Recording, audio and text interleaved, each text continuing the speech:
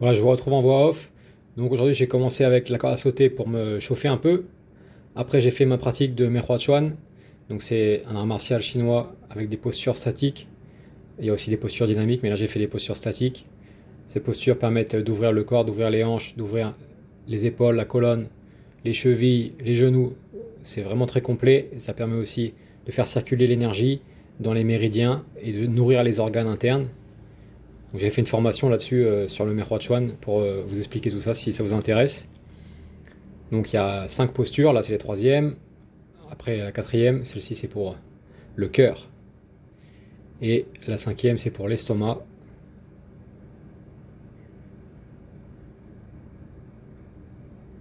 Voilà, celle-ci, elle est assez exigeante.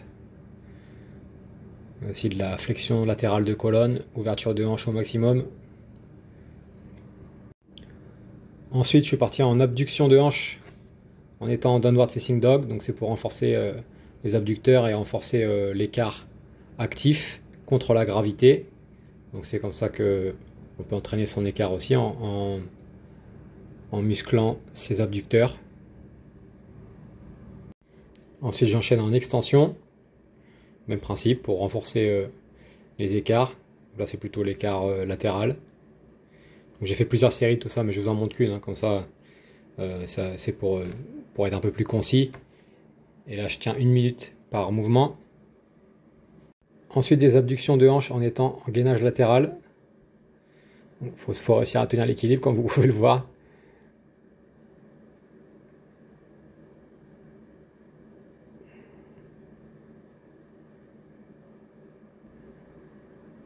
Ensuite, je suis parti en Hindu push-up, les pompes hindoues, pompes yoga, comme on veut. C'est les seules pompes que je fais en ce moment pour la force de pousser. Voilà, ça fait à la fois les épaules et la poussée dans l'autre sens, donc pour l'équivalent des dips.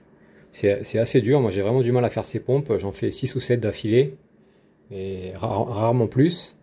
En plus, ça fait travailler la flexibilité, la mobilité de colonne.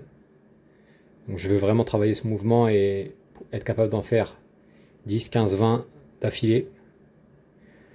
Ensuite, j'ai travaillé ma rotation thoracique parce que j'ai un dos qui a été longtemps conditionné à faire uniquement de la musculation, des charges lourdes et une colonne qui ne bougeait pas dans tous les sens, une colonne qui ne faisait pas de rotation.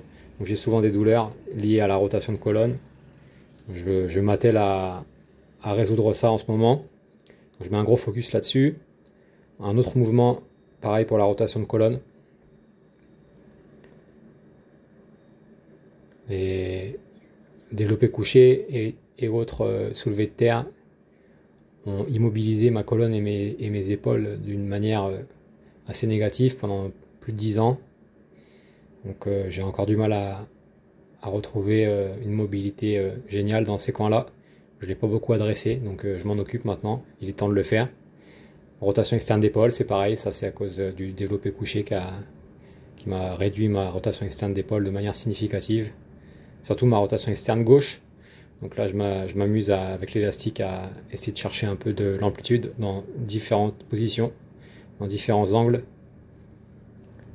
Et après, pareil, je continue à tirer en flexion, flexion d'épaule plus rotation externe. Et j'essaie de faire des spinal wave, bouger toute ma colonne en étant en tension. C'est pas facile. J'innove là, j'ai jamais fait ce genre d'exercice. Des fois, ça me prend comme ça. Je me dis, tiens, je vais essayer ça.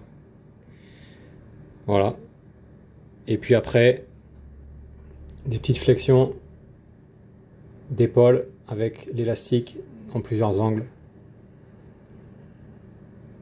pour ouvrir la cage thoracique. Essayer de focus plus sur le haut du dos. Mais des fois, j'engage aussi le bas du dos.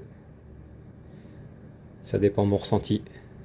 Voilà, c'est tout pour aujourd'hui. J'espère que ce format vous a plu. N'hésitez pas à me le dire en commentaire si ça vous intéresse que je continue.